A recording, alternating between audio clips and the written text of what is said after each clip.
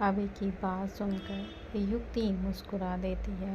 फिर वो अपनी बेटी को फीड कराने लगती है। वहीं दूसरी तरफ बाहर दूध ने रुचि को देख कर रहा, रुचि अब तुम्हें घर जाना चाहिए। काफ़ी टाइम हो गया है तुम्हें यहाँ आए हुए, घर जाकर आराम करो। यहाँ बाकी लोग हैं, तुम्हें यहाँ रहने की ज़रूरत नहीं है। रोद की बात सुनकर रुचि ने रोद को देखकर अपने होठों का पाउच बनाते हुए कहा, क्या मैं एक बार बेबी से और मिल सकती हूँ? बस बेबी से मिलने के बाद मैं फिर घर चली जाऊँगी। मैं यहाँ नहीं रुकूँगी, लेकिन मुझे एक बार बेबी से मिलना है। रुचि की बात सुनकर रोद ने रुचि को देखकर कहा, ओके, तुम एक बार बेबी से मिल लो, लेकिन उसके बाद तुम्हें घर जाना है। तुम यहाँ नहीं रुकने वाली, समझी तुम? रोद की बात सुनकर रुचि अपना सिर हिला देती है और फिर वो बेबी से मिलने के बाद पार्थ, नबी और दिया के साथ घर चली जाती है। अगली सुबह पैलेस में वहाँ का माहौल अलग ही था। एक रूम में किसी के चिल्लाने और चीखने की आवाज़ें आ रही थीं और सामान तोड़ने फोड़ने की आवाज़ आ रही थी। ये आवाज़ किसी और की नहीं बल्कि मीरा की थी। उस दिन के बाद से राज मीरा को सिंघानिया पैलेस ले आया था। वो मीरा को मेंटल हॉस्पिटल में एडमिट करवाने के लिए नहीं ले गया था, क्योंकि उसे पता था अगर मीरा वहाँ रही थी तो कभी भी वहाँ से भाग सकती थी। मीरा की हालत और भी ज़्यादा खराब हो चुकी थी। राज ने मीरा को रूम में बंद करके रखा हुआ था, क्योंकि अब वो किसी को भी चोट पहुंचा सकती थी। उसने एक सर्वेंट की तो जान से मारने की कोशिश की थी, जिस वजह से राज ने मीरा को रूम में बंद करना ही ठीक समझा। राज मीरा के रूम के बाहर खड़ा हुआ था और उसके साथ डॉक्टर भी थे। राज ने डॉक्टर की तरफ देखकर कहा, डॉक्टर, क्या मेरी बहन ऐसी ही रहने वाली है? क्या उसके ठीक होने के कोई भी चांस नहीं है? तो डॉक्टर ने राज की तरफ देखकर कहा, देखिए मिस्टर सिंघानिया, आपकी बहन की कंडीशन बहुत ख़राब है। अगर आप पहले ही इन्हें हॉस्पिटल में एडमिट करवा देते तो हो सकता था कि ये ठीक हो जाती, लेकिन आपने मेरी बात नहीं मानी। अब तो इनकी हालत को देखकर नहीं लगता कि ये ठीक होने वाली हैं। इन्हें इस वक्त प्यार से हैंडल करने की ज़रूरत है। इन्हें एक बार रोज से आप मिलवा दीजिए, वही सही रहेगा। डॉक्टर की बात सुनकर राज ने कहा, ये पॉसिबल नहीं है डॉक्टर। राज की बात सुनकर डॉक्टर ने कहा, क्या आपकी नफरत आपकी बहन से बढ़कर है? अगर आपको अपनी बहन की चिंता है तो मेरी बात मानिए। अगर आपको अपनी बहन की फिक्र नहीं है तो आपको जो करना है वो कीजिए। मैंने जो कहा है उसके बारे में एक बार आप ज़रूर सोचिएगा। इतना बोलकर डॉक्टर वहाँ से चले जाते हैं। वहीं राज एक नज़र मीरा के रूम को देखकर वहाँ से चला जाता है। ओबरॉय पैलेस में रोज इस वक्त अपने रूम में रुचि के साथ बैठा हुआ था। तभी रुद्र का फ़ोन रिंग करता है। रुद्र देखता है तो उसे पार्थ कॉल कर रहा था। पार्थ का कॉल देखकर रुद्र उठा लेता है। उधर से पार्थ ने कहा, रुद्र, राज तुमसे मिलना चाहता है। पार्थ की बात सुनकर रुद्र ने एक नज़र रुचि को देखकर कहा, उसे मुझसे क्यों मिलना है? ऐसा क्या काम आ गया उसे जो मुझसे जो मिलना चाहता है? रोद की बात सुनकर पार्थ ने कहा, ये तो पता नहीं, उसने हमें कुछ बताया नहीं है। बस वो तुमसे मिलने के लिए बैठा हुआ है। वो तुम्हारा वेट करने के लिए भी रेडी है। हमने बोला भी तो उसने कुछ बताया नहीं है। तुम आज ऑफिस आ रहे हो या फिर नहीं? रूथ ने रुचि को देखकर कहा, नहीं, आज मैं ऑफिस नहीं आ रहा हूँ। तुम मिस्टर सिंघानिया से कहो कि वो अपने घर जा सकते हैं। आज मैं अपनी बीवी के साथ बिजी हूँ, तो आज मैं किसी से नहीं मिलने वाला। रूथ की बात सुनकर पार्थ अपना सिर हिला देता है और अपना कॉल कट कर दिया था। पार्थ ने राज के पास जाकर कहा, मिस्टर सिंघानिया, आज रूथ ऑफिस नहीं आने वाला, तो आपका यहाँ बैठकर वेट करना वेस्ट है। या तो आप अपना काम हमें बता दीजिए या फिर आप यहाँ से जा सकते हैं। पार्थ की बात सुनकर राज ने पार्थ को देखकर खड़े होते हुए कहा, नहीं, मैं तुम्हें नहीं बचा सकता। रोद आएगा तो मैं फिर आ जाऊँगा, लेकिन मुझे बात तो रूद से ही करनी है, इसलिए अभी के लिए मैं जा रहा हूँ। इतना बोलकर राज वहाँ से चला जाता है। राज के इस तरह से जाने पर पार्थ को कुछ हैरानी नहीं हुई। उसे पता था कि राज ऐसा ही है। तभी पार्थ ने प्रथम के पास आकर कहा, ये राज यहाँ क्यों आया था? प्रथम की बात सुनकर पार्थ ने अपना कंधा उचकाते हुए कहा, मुझे नहीं पता, ये रोद से मिलने आया था, लेकिन किस काम से आया था ये नहीं बताया, और रोद आज ऑफिस नहीं आने वाला तो चला गया। पार्थ की बात सुनकर प्रथम ने पार्थ को देखकर कहा, इसे रोज से क्या काम पड़ गया? अभी तक तो ये रोज का दुश्मन बना हुआ घूम रहा था, अचानक से रोज से क्या काम पड़ गया? प्रथम की बात सुनकर पार्थ ने कहा, मुझे नहीं पता है, मैंने रोज को बता दिया है, अब उसकी मर्जी, और आज से मिलना चाहेगा या फिर नहीं। जब रुद्र राज से मिलेगा तब पता चलेगा कि उसे रोज से क्या काम है। पार्थ की बात सुनकर प्रथम ने कहा, जो भी हो, बस उस मीरा से दूर रहे और रुचि को दूर रखे, मुझे और कुछ नहीं चाहिए। प्रथम की बात सुनकर पार्थ अपना सिर हिला देता है और फिर दोनों वहाँ से अपने अपने केबिन की तरफ चले जाते हैं।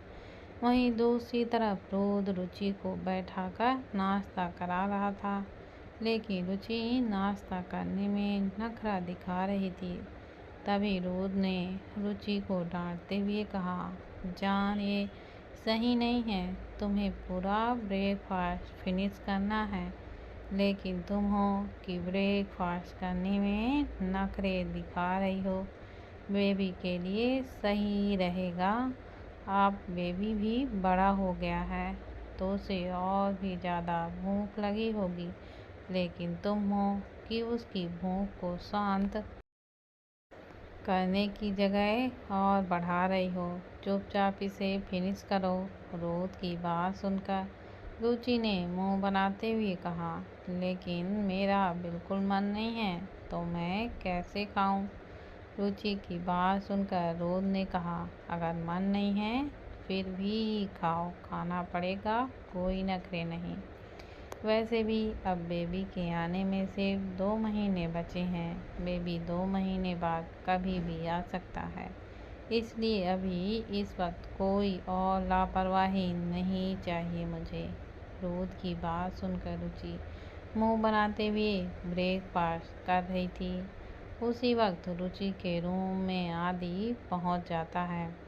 आदि ने रुचि को देखकर कहा, क्या हुआ भाभी, आप ऐसे मुंह बना क्यों रहे हो? आदि को देखकर रुचि ने कहा, रोद की तरफ देखकर मुंह बनाते हुए कहा, क्योंकि मुझे ज़बरदस्ती ये नाश्ता करवाया जा रहा है, इसलिए मुझे नहीं खाया ना यार। रुचि की बात सुनकर आदि ने रुचि को देखकर कहा, तो आपको क्या खाना है बोलो, मैं अभी लेकर आता हूँ।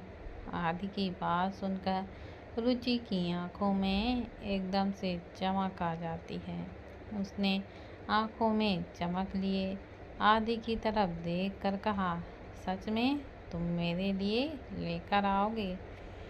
तभी रूद ने रुचि के अरमानों पर पानी फेरते हुए कहा, कोई कुछ नहीं लेकर आएगा, चुपचाप इसे ही खाओ, वरना एक हफ्ते तक तुम्हें बाहर का कुछ भी खाने को नहीं मिलेगा, समझी तुम?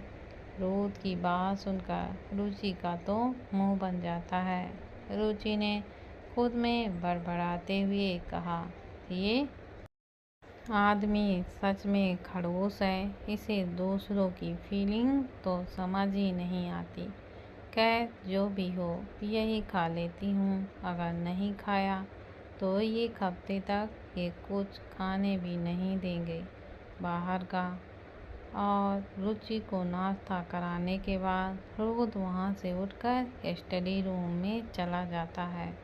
रूद को स्टडी रूम में आए हुए अभी थोड़ा सा ही टाइम हुआ था कि तभी एक सर्वेंट ने स्टडी रूम के बाहर दरवाज़ा नॉक करते हुए कहा, बॉस आपसे मिलने कोई आया है। सर्वेंट की बात सुनकर रूद समझ जाता है कि आखिर उससे यहाँ मिलने कौन आया होगा। रूद ने सर्वेंट को देखकर कहा, उनसे कहो कि वो मेरा वेट करें, अभी मैं थोड़ा बिजी हूँ। रूद की बात सुनकर वो सर्वेंट अपना सिर हिलाकर वहाँ से चला जाता है। सर्वेंट के वहाँ से जाने के बाद रूद ने खुद से कहा, आखिर तुम्हें मुझसे ऐसा क्या काम आ गया राज सिंघानिया कि तुम यहाँ तक चले आए? कोई तो बात है, थोड़ी देर वेट करो, आता हूँ मैं तुमसे मिलने। लगभग 1 घंटे बाद रूद हॉल में पहुँचता है तो देखता है राज अभी भी बैठा हुआ था। रूद जाकर राज के सामने बैठ जाता है।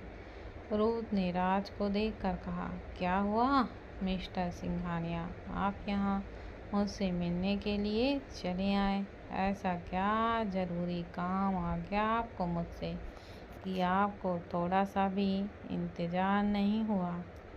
तभी राज ने रूद की तरफ देखते हुए कहा, मैं यहाँ अपनी बहन के लिए आया हूँ, उसकी खातिर मैं तुमसे मिलने आया हूँ, क्योंकि उसे इस वक्त सबसे ज़्यादा ज़रूरत है तुम्हारी। तुम एक बार प्लीज़ मीरा से मिल तो लो। उसी वक्त रुचि भी वहाँ आ चुकी थी। रूद ने रुचि को नहीं देखा था। रुचि रूद के पीछे खड़ी हुई थी। राज की बात सुनकर रूद ने राज को देखकर कहा, मुझे किसी से नहीं मिलना, खास करके तुम्हारी बहन से तो बिल्कुल नहीं। रूद की बात सुनकर राज ने रूद को देखते हुए कहा, रूद तुम्हें पता है उसकी क्या हालत है, और उसकी ये हालत सिर्फ और सिर्फ तुम्हारी वजह से हुई है, इसलिए प्लीज़ एक बार उससे मिल लो। तो तुमसे मिलने की जिद लगाए बैठी है। मैं अपनी बहन को ठीक होते हुए देखना चाहता हूँ। मैं उसे इस तरीके से नहीं देख सकता। मुझे तकलीफ़ होती है उसे इस तरह से देखकर, इसलिए मैं तुम्हारे आगे हाथ जोड़ता हूँ। प्लीज़ प्लीज़ मेरी तकलीफ़ को थोड़ा कम कर दो।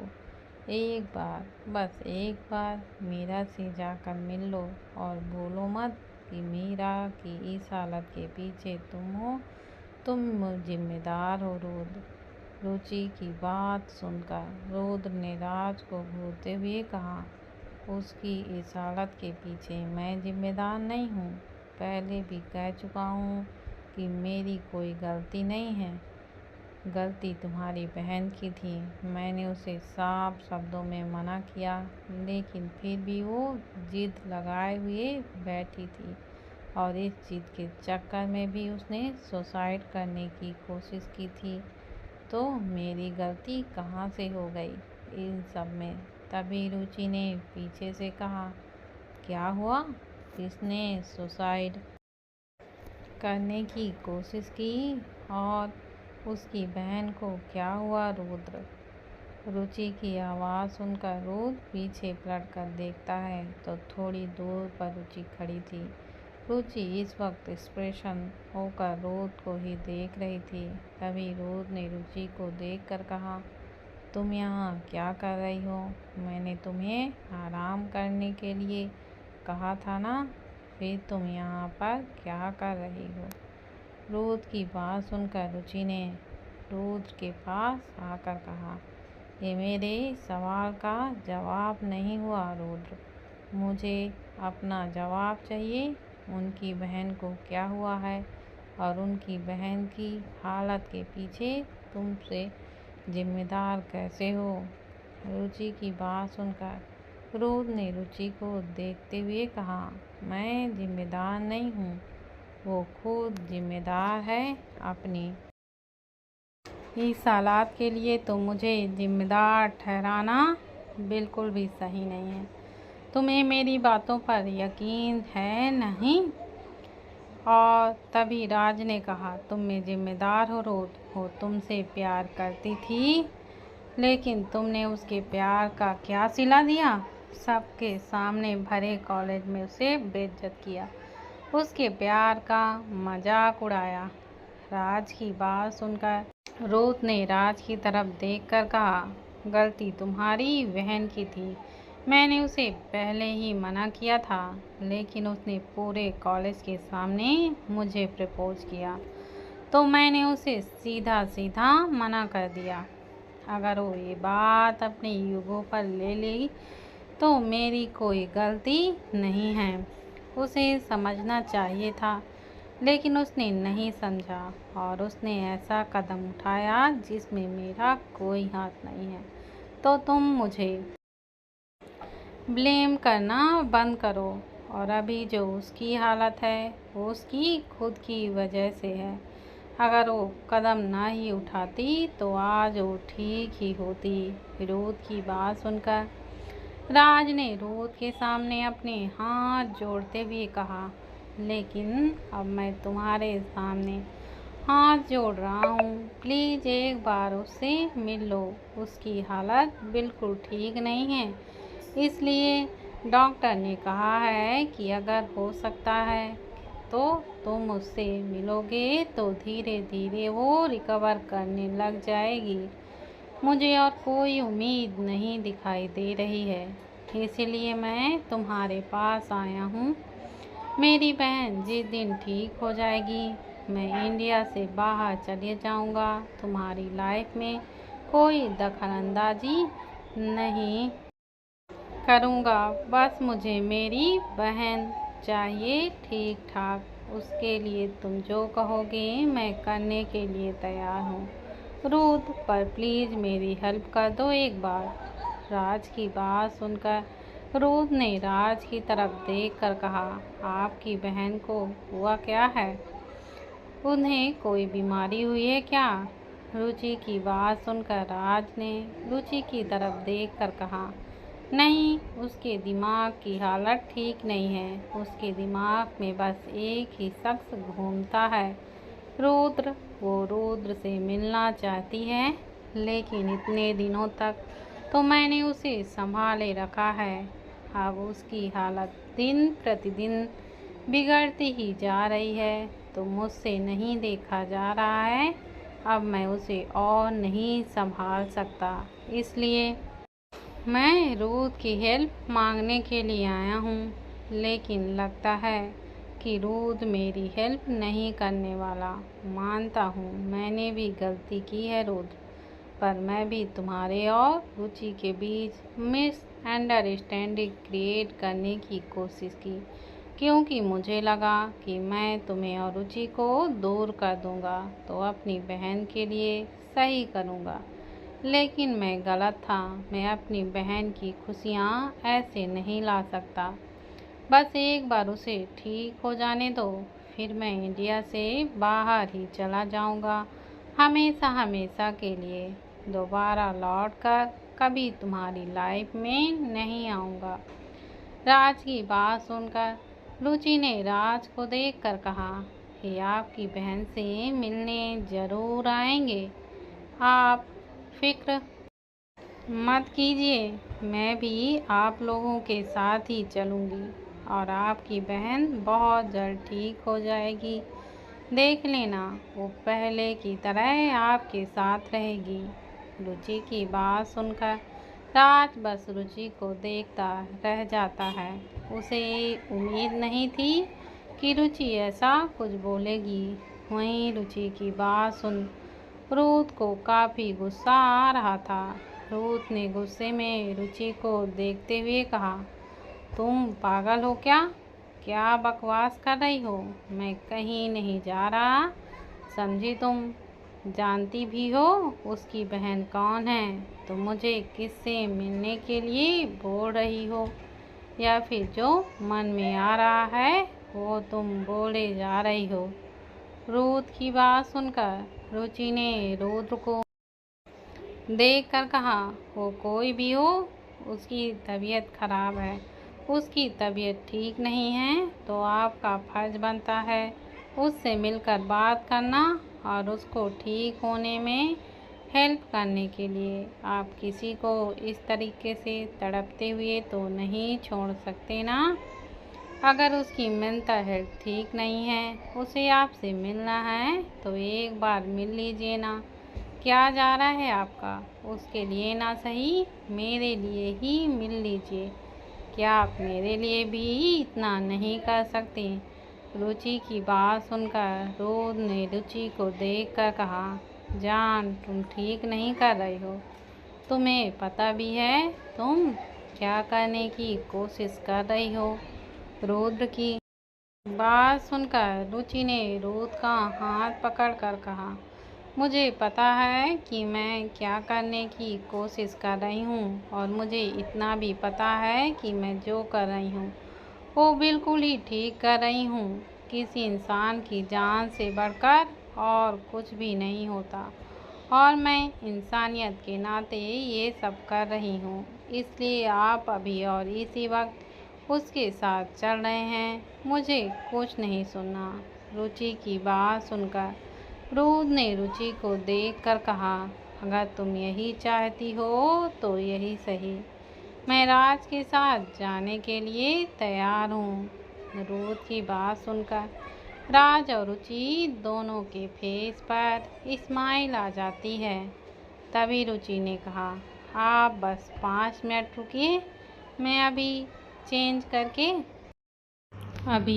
करके आती हूँ। इतना बोल कर रुचि अपने रूम की तरफ चली जाती है और थोड़ी देर बाद वो बाहर आ जाती है। फिर रुचि ने रूथ की तरफ देखकर कहा, चलिए।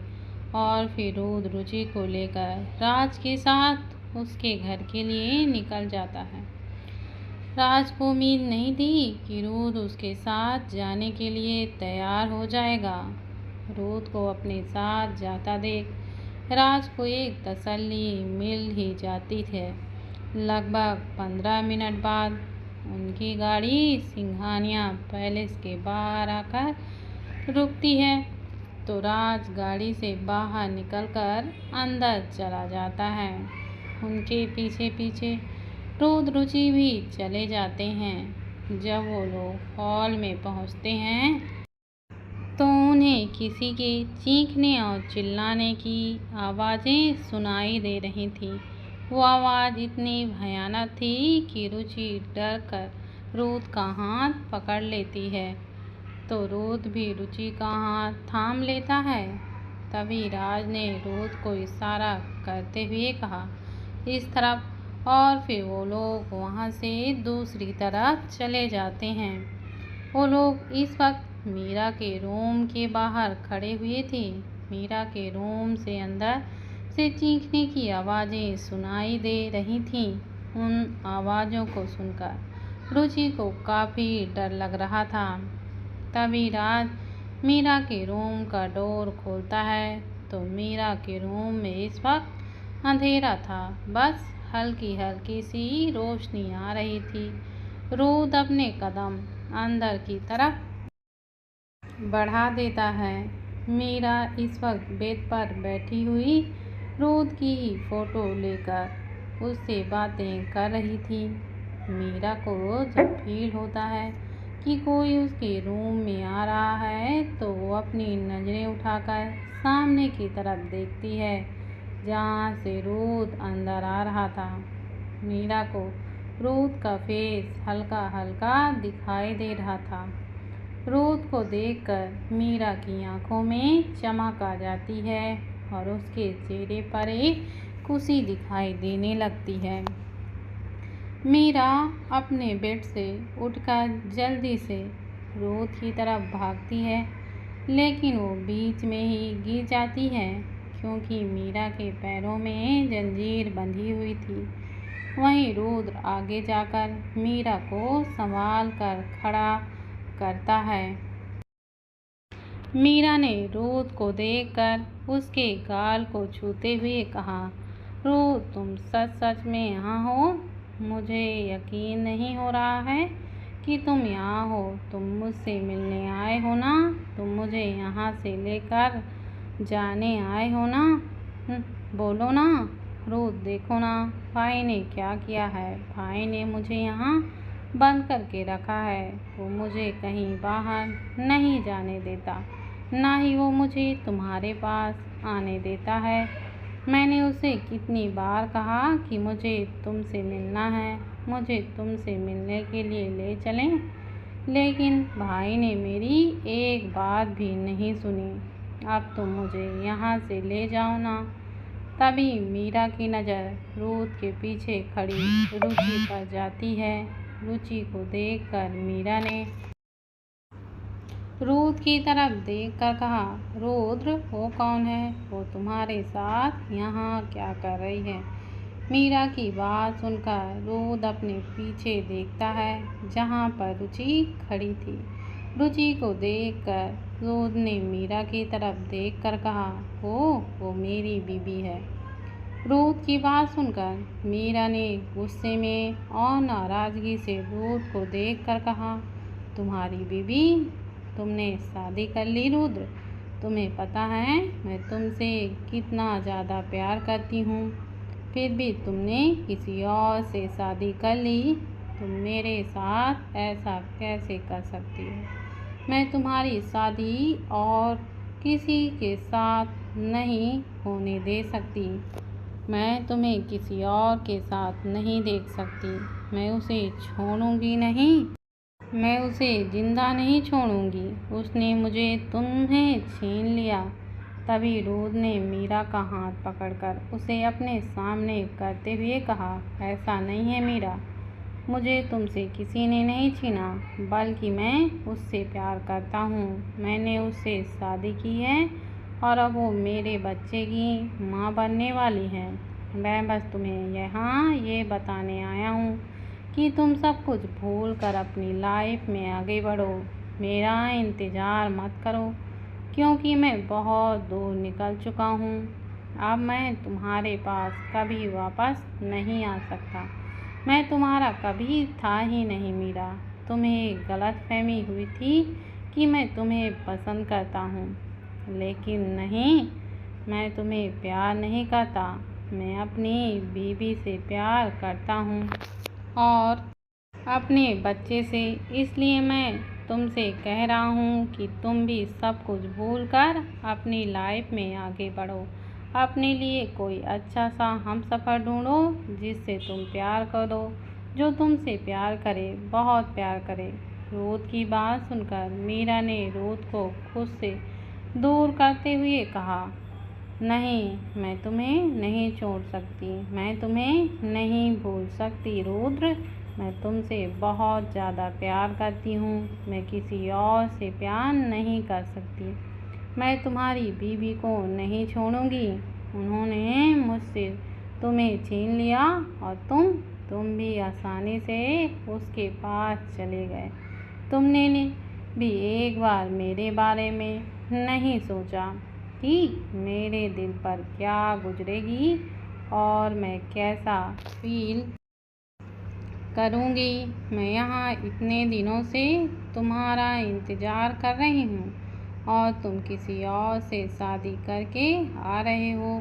वहीं रुचि मीरा को देखकर पहले हैरान थी, क्योंकि उसने मीरा को अपने आर्ट एग्जीबिशन में देखा था, जहाँ वो रूथ की पेंटिंग के लिए रुचि से लड़ रही थी। अब जाकर रुचि को समझ आया कि मीरा रूथ की पेंटिंग के लिए उससे क्यों लड़ रही थी, और उस वक्त मीरा कुछ और थी और इस वक्त मीरा कुछ और है।